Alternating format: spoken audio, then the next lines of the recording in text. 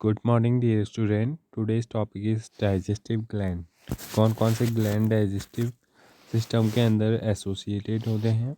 The digestive gland associated with the alimentary canal include the salivary gland, the liver and the pancreas. Mainly three different type के glands हमारे alimentary canal से associated होते हैं, जिनके नाम salivary gland, liver और pancreas हैं। Saliva is mainly produced by three pairs of salivary gland. The parotids, चीक में पाए जाने वाली जो सलाइवरी ग्लैंड है, जिसका नाम पैरोटिड है, वहाँ से क्या प्रोड्यूस होता है?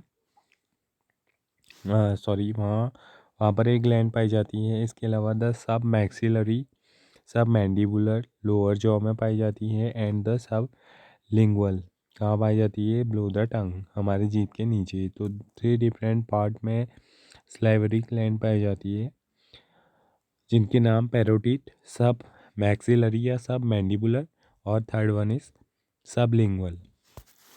These gland situated just outside the buccal cavity secrete saliva juice into the buccal cavity। ये कि हमारे बक्कल कैविटी के बाहर पाए जाते हैं, और ये क्या करते हैं? सलाइवरी जूस को हमारे बक्कल कैविटी में सिक्रीट करने का काम करते हैं। दूसरी सबसे इम्पोर्टेंट जो ग्लैंड है डाइजेस्टिव सिस्टम से रिलेटेड, वो है liver. Liver is the largest gland of the body, weight about 1.2 to 1.5 kg। सबसे बड़ी ग्लैंड जो हमारे बॉडी में प्रेजेंट रहती है, वो हमारा लीवर ही होता है, और इसका वेट लगभग 1.2 से 1.5 kg का होता है। इन एन अडल्ट ह्यूमन, एक अडल्ट ह्यूमन के अंदर। It is situated in the abdominal cavity just below the diaphragm and has to loops. Diaphragm के जस्ट नीचे में ये पाई जाती है, और इसमें कितने लोब होते हैं? इसमें टू लूप्स होते हैं, यानी कि टू सेग में ये डिवाइडेड रहती है। The hepatic lobule are the structural and functional unit of liver. जो इसका फंक्शनल यूनिट है और स्ट्रक्चरल यूनिट है, उसे क्या बोला जाता है? हेपेटिक लोब्यूल बोला जाता है। Containing hepatic cell arranged in the form of cords, जो किसमें अरेंज्ड रहती हैं? कॉर्ड के फॉर्म में, रूप में अरेंज्ड देखने को मिलती हैं। ठीक है। Each lobule is covered by a thin connective tissue sheet called the Glisson's capsule. तो हर एक जो लोब्यूल होता है, वो किससे कवर रहता है? वो कनेक्टिव टिश्यू से, कनेक्टिव टिश्यू के स्लीट से कवर्ड रहता है, जिसको ग्लेसन कैप्सूल बोलते हैं। The bile secreted by the hepatic cell passes through the hepatic duct and stored and concentrated in a thin muscular sac called the gallbladder। जो हेपेटिक सेल्स होती हैं, वहाँ से जो सिक्रीशन, यानी कि जो बाइल जूस वहाँ से क्या होता है? सिक्रीट होता है।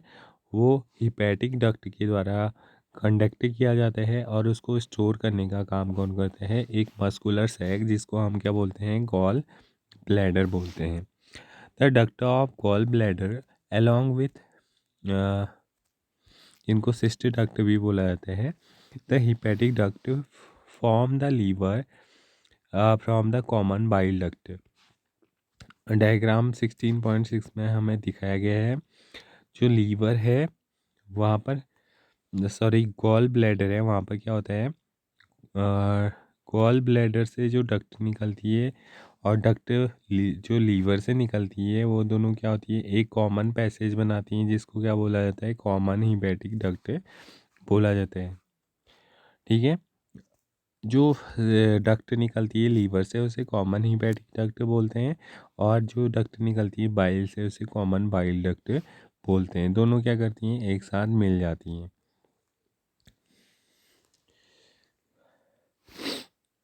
The bile duct and the pancreatic duct open together in the duodenum as a common hepatopancreatic duct।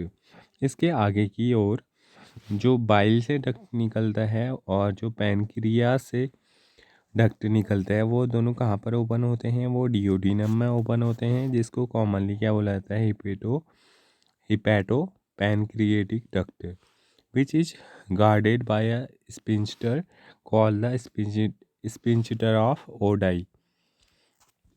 तो यहाँ पर क्या होता है, डिओडिनम के अंदर दोनों कॉमन पैसेज एक साथ ओपन होते हैं और वहाँ पर एक क्या पाया जाता है, स्पिंचटर पाया जाता है।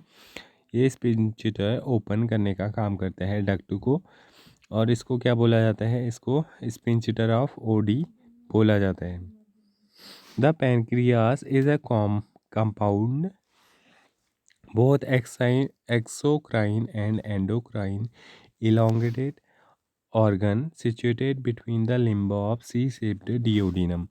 duodenum का जो लिम्ब है सी शेप्ड का, वहाँ पर ये पाई जाती हैं। देखो ये डिओडिनम है और इसके बीच में ये जो हमें ग्लैंड दिखाई दे रही है, इसको ही पैनक्रियास बोला जाता है। ठीक है। The exocrine portion secrete an alkaline pancreatic juice containing enzyme and the endocrine portion secrete hormones। दोनों पोर्शन से, एक्सोक्राइन और एंडोक्राइन पोर्शन से अलग अलग टाइप के सिक्रीशन निकलते हैं। एक्सोक्राइन पार्ट जो होता है वहाँ से एल्किलाइन पैनक्रिएटिक जूस जिसमें एंजाइम होते हैं उसका सिक्रीशन होता है, और एंडोक्राइन वाले पार्ट से हार्मोन्स सिक्रीट होते हैं। कौन कौन से, इंसुलिन और ग्लाइकोजन। अब हम पढ़ेंगे डाइजेशन ऑफ फूड। फूड का डाइजेशन कैसे होता है। The process of digestion is accompanied by the mechanical and chemical processes. दोनों टाइप की प्रोसेस देखने को मिलती है, मैकेनिकल प्रोसेस भी देखने को मिलती है और केमिकल प्रोसेस भी हमारे फूड को डाइजेस्ट करने में देखने को मिलती है। The buccal cavity perform two major functions. हमारी जो बक्कल कैविटी है वहाँ पर क्या होता है, फूड के साथ दो मेजर फंक्शंस होते हैं। एक तो मैस्टिकेशन ऑफ फूड होते हैं एंड फैसिलिटेशन ऑफ सेलोइंग। हमारा फूड जो होता है वो उसको चबाया जाता है और उसको क्या बनाया जाता है, बिल्कुल उसके साथ सलाइवा मिल करके उसको सेलोइंग किया जाता है। The teeth and the tongue with the help of the saliva masticate and mix up the food thoroughly. जो टीथ है और टंग है वो हेल्प करती है सलाइवा को मैस्टिकेट करने में या फिर मिक्सअप करने में फूड के साथ थ्रू आउटली अच्छे से।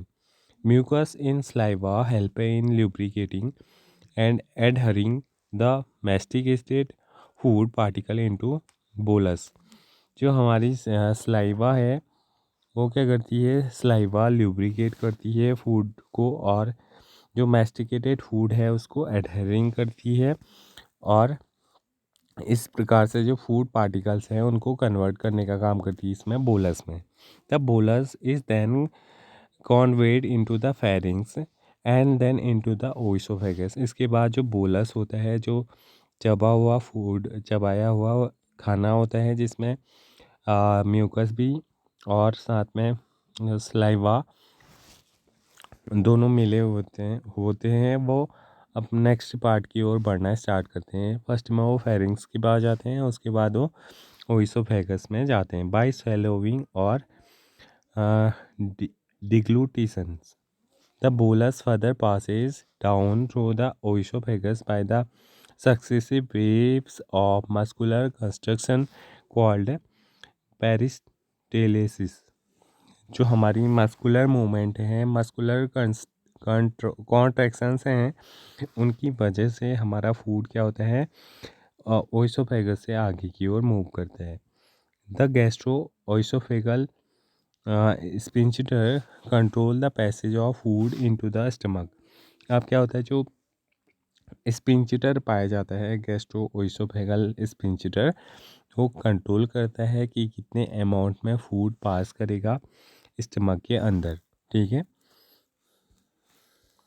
The saliva secreted in the oral cavity contain electrolytes Na, K+, Cl minus H3CO3 minus and enzymes. जो हमारी सलाइवा होती है उसमें डिफरेंट टाइप के इलेक्ट्रोलाइट्स प्रेजेंट रहते हैं, साथ में एंजाइम भी प्रेजेंट रहती हैं, और साथ में क्या पाया जाता है, स्लाइवरी एमाइलेज भी पाया जाता है, एंड लाइसोजाइम। इतने डिफरेंट टाइप के उसमें केमिकल्स और एंजाइम्स पाए जाते हैं, साथ में हार्मोन भी पाए जाते हैं। The chemical process of digestion is initiated in the oral cavity. जो हमारा केमिकल प्रोसेस होती है डाइजेशन की, वो भी स्टार्ट हो जाती है हमारी ओरल कैविटी से, by the hydrolytic action of the carbohydrate splitting enzyme. यहाँ पर जो स्लाइवरी एमाइलेज है वो क्या करता है, वो एक कार्बोहाइड्रेट को तोड़ने वाला, एक स्प्लिट करने वाला एक एंजाइम है। The salivary amylase about 30% of the starch is hydrolyzed here. This enzyme optimum pH 6.8। तो हमारे स्लाइवा में जो एंजाइम पाया जाता है स्लाइवरी एमाइलेज, वो लगभग 30% ऑफ स्टार्च को हाइड्रोलिसिस करने का काम करते हैं, और ये एंजाइम का ऑप्टिमम पीएच कितना होता है 6.8, जिसमें वो अपनी फुल एक्टिविटी शो करते हैं। इन अ डाइसैकेराइड माल्टोज, और वो स्टार्च को किस में कन्वर्ट करने का काम करते हैं, माल्टोज में कन्वर्ट करने का काम करते हैं। Lysozyme present in the saliva act as a antibacterial agent, this prevents infections. और इसके अलावा जो हमारे स्लाइवा में दूसरा एंजाइम प्रेजेंट रहता है लाइसोजाइम, वो क्या करता है, वो एक एंटीबैक्टीरियल एजेंट के रूप में वर्क करते हैं, और इन्फेक्शियस एजेंट को हमारे स्टमक में पहुंचने से क्या करता है, प्रिवेंट करता है, रोकता है। तो यहाँ पर आपको एक रिएक्शन दी गई है स्टार्च के साथ स्लाइवरी एमाइलेज, जो हमारे स्लाइवा में पाया जाने वाला एक एंजाइम है, वो pH 6.8 पे रिएक्शन करके स्टार्च को किस में कन्वर्ट करता है, माल्टोज में कन्वर्ट करता है, जो कि क्या है, डाइसैकेराइड है। The mucosa of stomach has gastric gland. Stomach की जो म्यूकोसा लेयर होती है वहाँ पर क्या पाई जाती हैं, गैस्ट्रिक ग्लैंड पाई जाती हैं, और gastric gland have 3 major type of cell, namely mucus neck cell which secrete mucus. Mucus neck cell जो होती हैं वो किस चीज़ का प्रोडक्शन करती हैं, म्यूकस का। पेप्टिक और chief cell which secrete the proenzyme pepsinogen. Peptic cell या फिर चीप सेल जो होती हैं किसकी, स्टमक के म्यूकोसा वॉल की, वो क्या करती हैं, वो पेप्सिनोजन को सिक्रीट करने का काम करती हैं। और पार्शियल और ऑक्सीनेटिक सेल भी secrete HCl and intrinsic factor essential for absorption of vitamin B12। B12 के एब्जॉर्प्शन के लिए जो एसेंशियल फैक्टर है, उस फैक्टर का प्रोडक्शन भी कहाँ होता है, स्टमक की म्यूकोसा पार्ट में होता है, और इसके लिए जो सेल रिस्पॉन्सिबल होती है वो पार्शियल सेल या फिर ऑक्सीनेटिक सेल उसे बोला जाता है। तो आज का लेक्चर यहाँ पर कंप्लीट होता है, इससे आगे हम नेक्स्ट वीडियो में देखेंगे। Thank you.